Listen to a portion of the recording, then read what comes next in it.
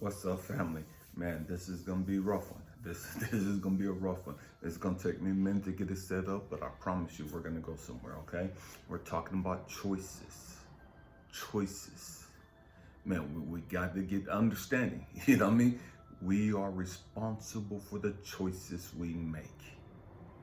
Okay? We're ultimately responsible for the choices we make. I promise you we're going somewhere today. I just finished watching this movie, um, Carter High. Brain fart. I just finished watching this movie, Carter High. And it's a trip because I don't remember ever seeing this movie. I love movies that tell a story. I love movies that make you think. I love movies that, man, the historical, you know what I mean? And for whatever reason, I don't remember this movie. It's about a movie. It's about a movie. It's about Dallas, Texas, about a football school, high school in Dallas, Texas. Okay, and this team, this football team, they're struggling. They have all these odds stacked against them. They got all these things going on trying to stop them from being able to play football. But for whatever reason, man, they keep fighting, and they go on to win the state championship. And if you know football, you know Texas is huge for high school football. Texas is huge for college football, but it's huge for high school football. Okay? And so this team wins the state championship. And then a few days later, some of these guys on this football team go on this robbing spree. Make it make sense. We're talking about choices. They won the biggest game of their life. They got college offers coming in all over the country. These guys sign letters of intent to go to 4-year universities. And they throw it all out. And I can't even talk today. And they threw it all away. They threw it all away because of the choices that they made. Talking about choices.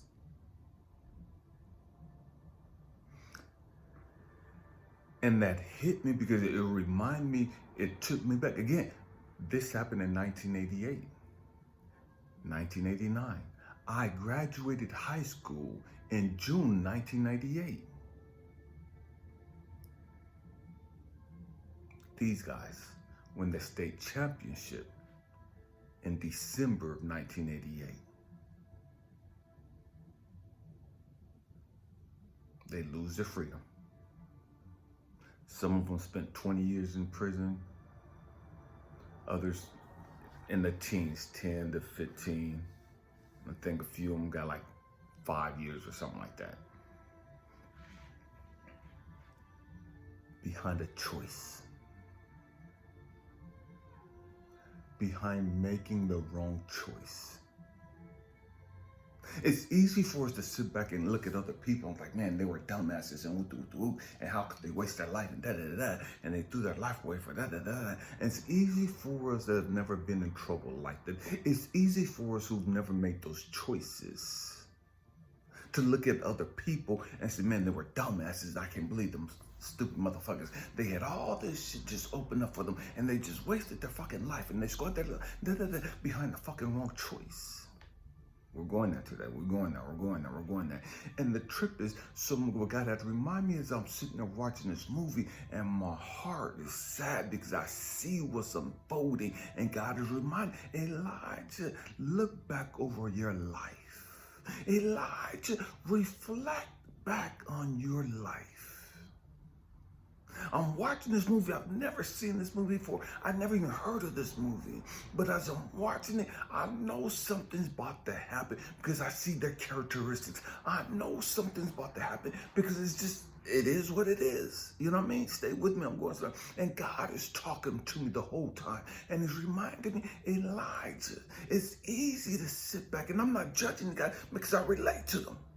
They're listening to the same music I was listening to. They were doing the same dances I was doing. They were dressing the same way I was dressing. I could have very easily been one of these kids.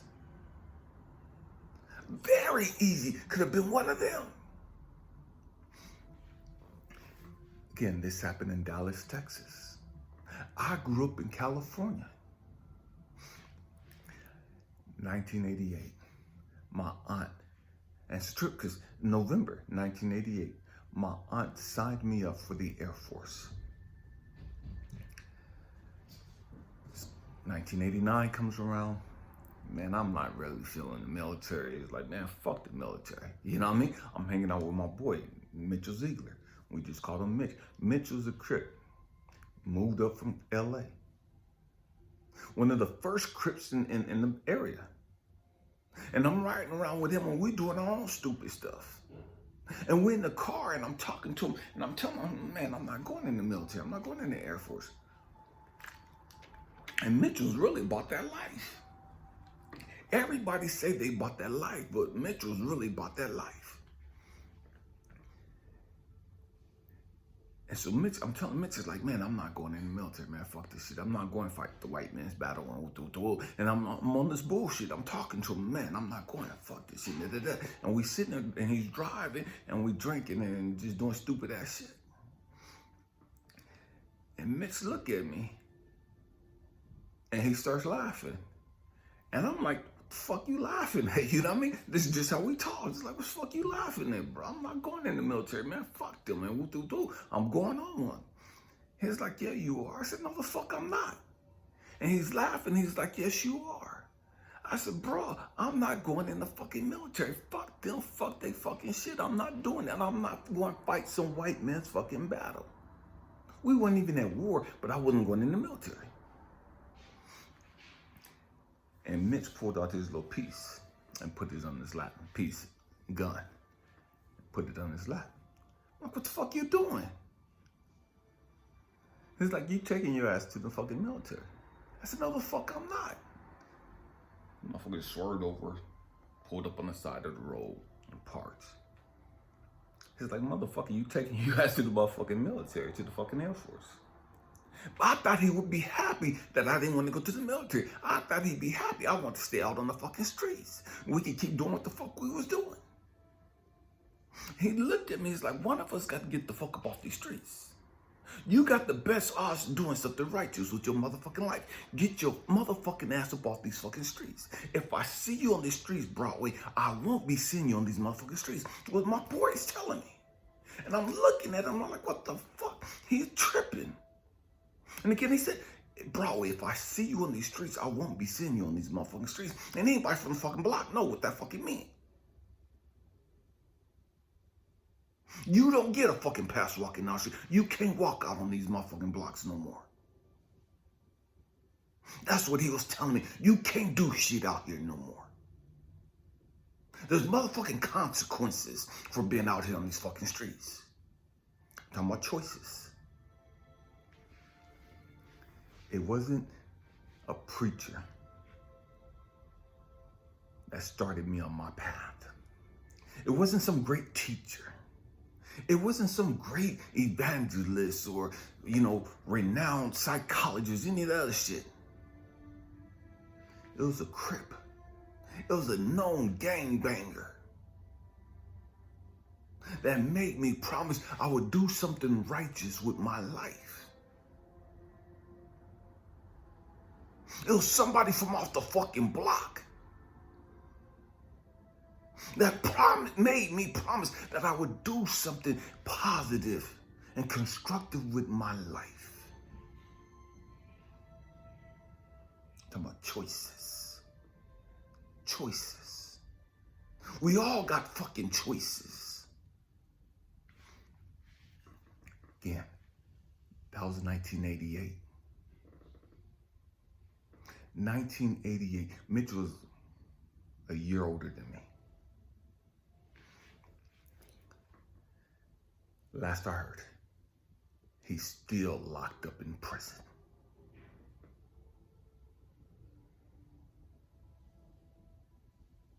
I graduated in 1988. He's still in prison. Choices.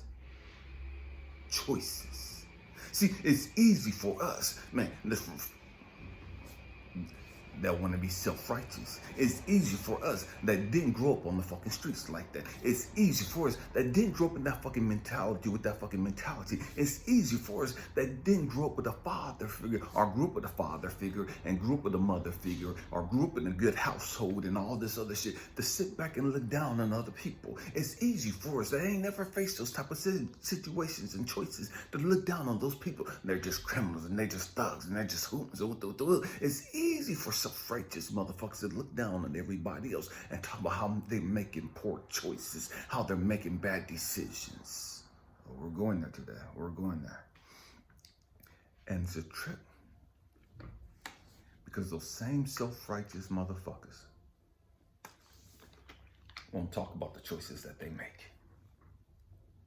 They'll talk about the choices that they make. Look at me. Yeah, I didn't make that type of bad choice. I didn't do it. But like, I make 6 figures. I got 5 houses. I got 4 cars. And you lonely as fuck and depressed as fucking suicidal as fuck too. You've been popping pills for the last 20 fucking years. You've been lonely and depressed for the last 25, 30 fucking years. Oh, we going there today. We going there today. We going there. And so many of us, we can't keep a relationship because of the fucking choices we make. So many of us can't keep a fucking job because of the choices we make.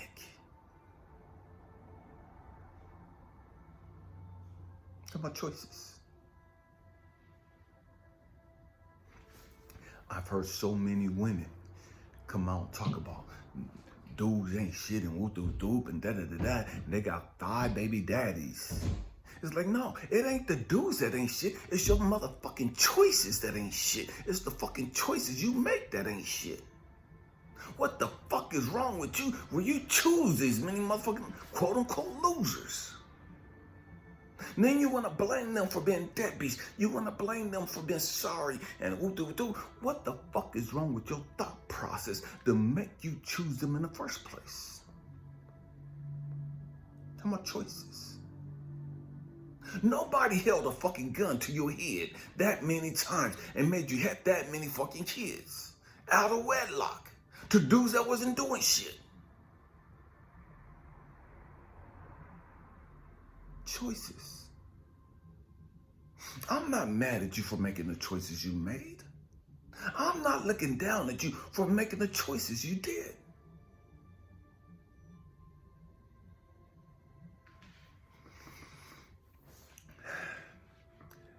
You guys have heard me talk about my story. How my father murdered my mom. The truth be told, there's been a couple of my women that I wanted to fucking take out. If the truth be told,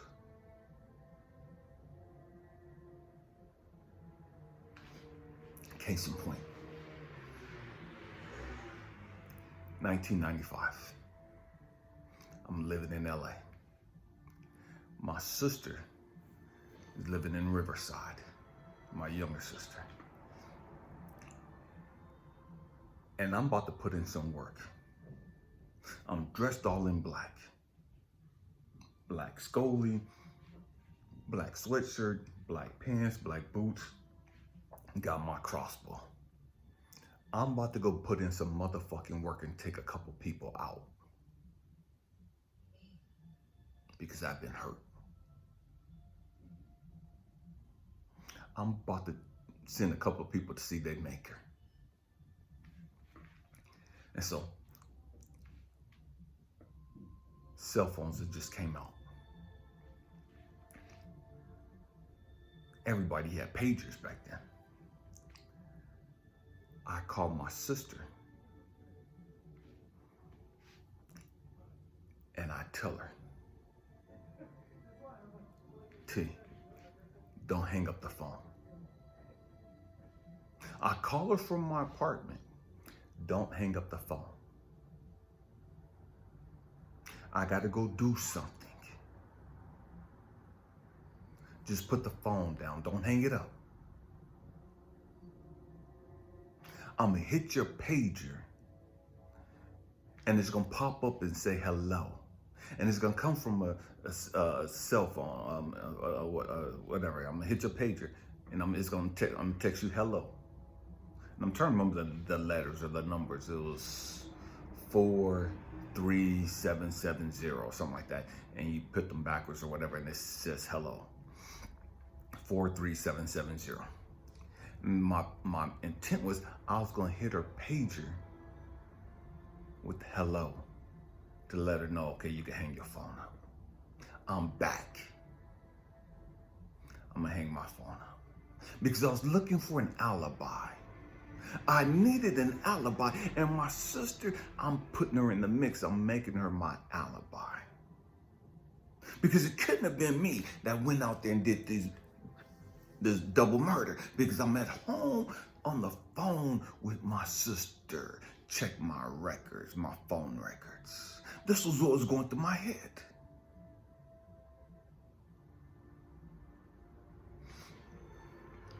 At the time, I was listening to Tupac, and Snoop had an album out, Two of America's Most Wanted, a song out, Two of America's Most Wanted. I'm listening to that on repeat. I got a bottle of Crown Royal, and I'm drinking it with some Coke. And I popped some pills, Tylenol 3 with codeine and some naproxen and something else. I can't remember what it was. So I'm popping these pills and I'm drinking. And I'm listening to this music. And I'm hyping myself about to go do this work. I'm on the phone with my sister, said my alibi. Talking about choices, stay with me. And my sister, and I don't even know why I called my sister, but God does. Universe Source knows why I called her, because she was the only one that I could have talked to that could have told me what she told me. Talking about choices. And so my sister, she's suing. I'm telling her not to hang up the phone. I'm not telling her what I'm about to go do. I'm just telling her, Tish, hey, I need you to stay on the phone. Don't hang it up. And she starts crying. And I'm not giving a fuck about her tears, you know what I mean? 'Cause I got to go do some work. I ain't got time for your fucking emotions right now, you know what I mean? I don't give a fuck about your emotions right now. I give 2 fucks about your tears in the bucket, you know what I mean? Just don't hang up your fucking phone. And she's crying and she's, don't do it, don't do it, don't do it, don't do it. I'm not hearing all that bullshit. It's a done deal. I just need to know that you don't hang up your fucking phone. You're going to fuck everything up hanging up your phone, so you better not hang up your fucking phone. You know what I mean? It is what it is. Stay with me. I'm going somewhere. Talking about choices. And then she says something to me. She says, what about the kids? I'm like, what are you talking about with the kids? Kids are straight. The kids are going to be all right. The kids going to be all right. And she said something to me, that only person in the world that could have said this to me. She says, don't do to the kids what Pops did to us. I said again, my younger sister, we got the same mom, same dad. She's talking to me on the phone. She's crying, she's begging me, she's pleading with me not to do to my oldest 2 kids, the only kids I got at the time. Don't do to them what our father did to me and her. And when she said that, it just hit me. When she said that, I don't know what it was, but I was leaning up against the wall. I had my foot on the wall, standing up drinking, hold the phone in one hand, my drink in the other hand, and I'm talking to her, and I'd already popped all these pills, and I'm drinking. And when she said that, I don't remember anything else. I slid down the wall. I don't remember sliding down the wall. I know that I woke up in the morning, phone on the floor. Didn't spill my alcohol, because I was never gonna do that. Never believed in wasting alcohol. Wasn't gonna spill that. Two of America's Most Wanted is still playing.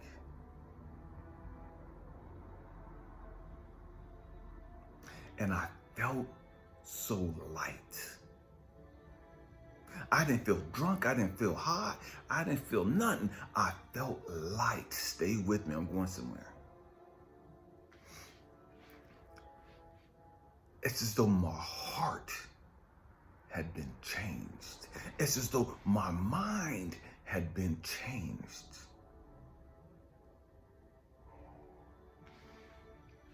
Woke up.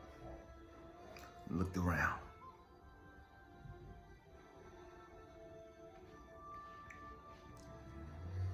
Hung the phone up. Turned the music off. Finished the drink. Went brush my teeth.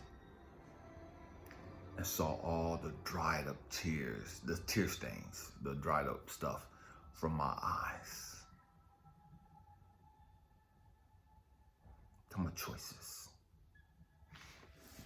I was about to go do something devastating. I was about to go do something that would put me on death row. I was about to go do something that would have fucked up my 2 kids. I was about to go do something that would have drastically changed the lives of not just those 2 people, but their families too. The rest of my family. Talking about choices. Choices. We all have motherfucking choices to make. And sometimes those choices are hard as hell. Sometimes we have so much pain, so much emotion tied to those choices that sometimes we can't even think straight. And we just wilding the fuck out. We just reacting on our pain, reacting on our trauma. Because we won't calm the fuck down and really think about our choices. And a lot of times we get so caught up in we ain't got no fucking choice. We don't think we have it. We think all we can do is this right here. Because we can't see straight. Because we're so caught up in our emotions.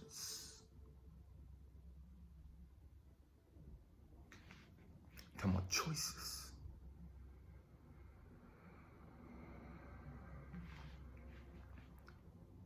Choices.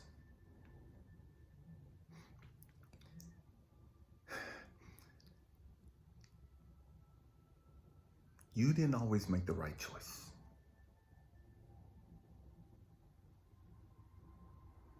You didn't always make the right choice. And if the truth be told, some of us probably got some secrets in the closet that we don't want anybody to know. Because we're still ashamed of the choices we made. We're still embarrassed. We're still guilty because of the choices we made. Choices. I think about my younger kid's mom. She left our relationship in 2004. Decided to get back with her ex-boyfriend. For whatever reason, that was the choice she made. And that was the choice that fucked up her life. That was the choice that ended our relationship. And that was the choice that doomed her to the path that she's on now. Choices. I never trusted her after that. I never wanted to get back with her after that, regardless of how many times she pleaded with me to get back with her. I was done. Choices. She made a choice 20 years ago. And that choice is still haunting her. She's a registered nurse, 5-bedroom home, big money, master's degree, and she's lonely and miserable as fuck because the choice she made 20 years ago.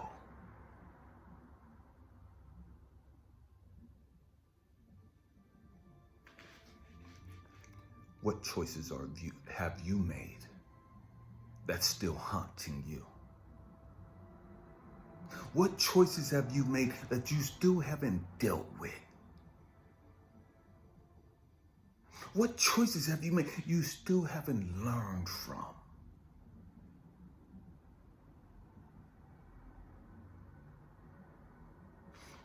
So many of you, you've had great men or a great man, and you fucked it up. So many of you, you've had a great woman, and you fucked it up. Choices.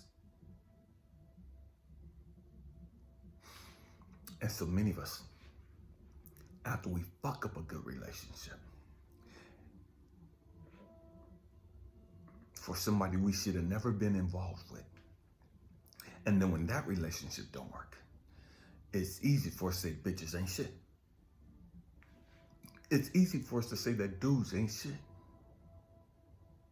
When the truth is, that's just your karma for the choices you made.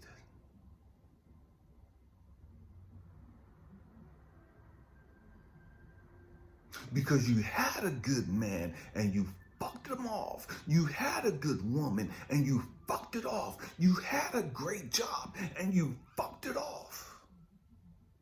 And now you're paying the price of the choices you made. But you don't want to acknowledge the fact that you're still having to pay the price for that because you haven't grown the fuck up yet. You haven't learned the lesson yet. You haven't healed the trauma yet. And you're going to keep having to learn that fucking lesson until you finally learn it.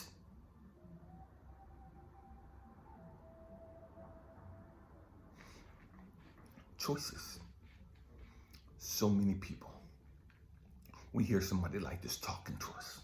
Well, I don't like the fucking delivery, and you shouldn't be cussing like that, and talking about you a man of God, and da-da-da-da-da-da, and then you blow everything off. You completely dismiss everything that's been said to your ignorant ass.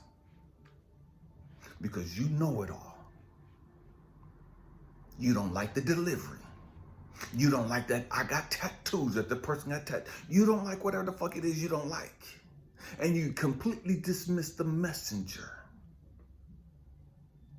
You completely blow off the teacher. Until God in life humbles your ass and you got to go through some shit. And now you're playing back in your memory bank all the things that that person told you was going to happen. And it's happened verbatim. Word for word, you're going through everything that they told you that you would go through if you didn't grow the fuck up, if you didn't do it, if you didn't do. They told you this shit and you didn't like that. You thought you knew better. You thought that those rules didn't apply to you. You thought you could do what the fuck you wanted to do. You thought you were more spiritual than them. You thought you were wiser than them. And now you're having to pay the price for you ignoring them.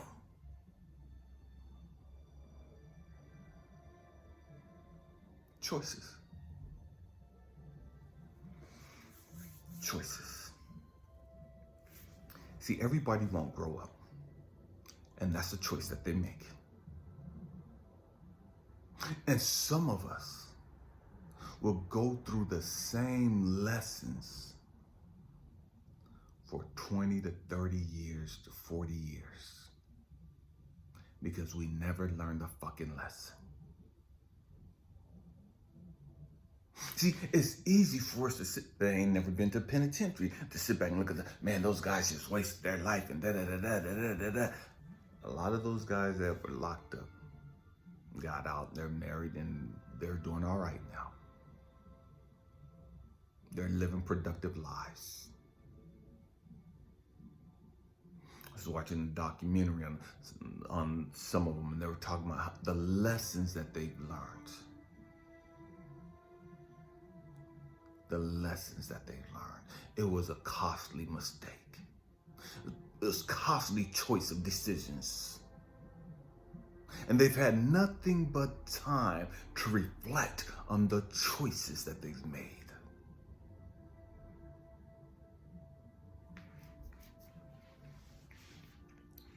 But they got it. I don't talk to my ex-wife, my younger kid's mom. But it's been 20 years this year since she walked away from me.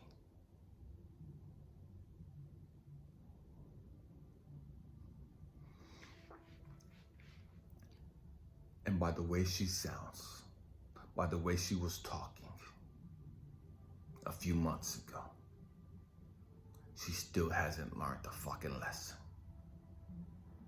She still hasn't grown up. She still hasn't accepted responsibility for her actions.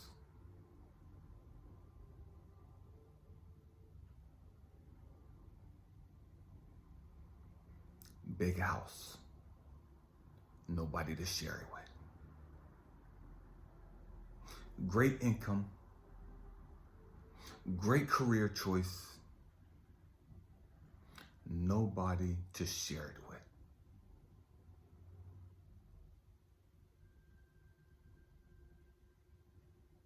She's miserable, she's lonely, she's frustrated, she's depressed, she's taking pills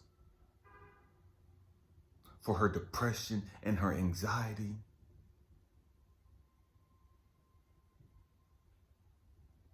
Choices. Choices. We all have choices to make in life. Every day we have a choice. What am I going to do today? Who am I going to help today? How am I going to be a beacon of hope, a beacon of love for humanity today? What am I going to do to learn and to grow today?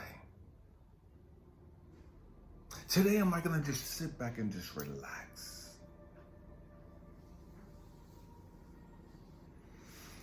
Am I going to take some time apart and just, woosah?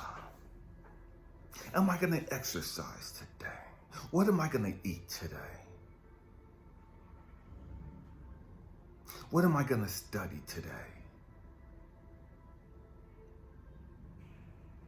Choices. Choices. We have to grow up. We have to grow up. See, I don't care what's going on in the world. And I don't care about the politics. I don't care about the wars and all that, because I can't control that stuff. Every day I make it a choice. Man, I'm going to have peace today. I'm going to walk in my happiness today. I'm going to be full of joy today. I don't give a damn what the fuck is going on. I'm not going to allow anything to rob me of my peace today. That's a choice. That's a choice. So many of you listen to that toxic ass music, stupid news, and that negative, depressing news, and all that other stupid shit. And you take all that fucking shit in, and it fucks up your peace. It fucks up your joy. It fucks up your vibration. And you're making a choice to lower your vibration just by the music you're listening to. You're making a choice to lower your vibration just by the shit you entertain. the shit you allow to entertain you. You're making a choice. Man, we gotta grow up. We have to grow up. Be mindful of your choices. Be mindful of your decisions. You have no idea how long you're gonna have to pay the price for those decisions. I love you guys. Thanks for being here. Happy healing. Peace.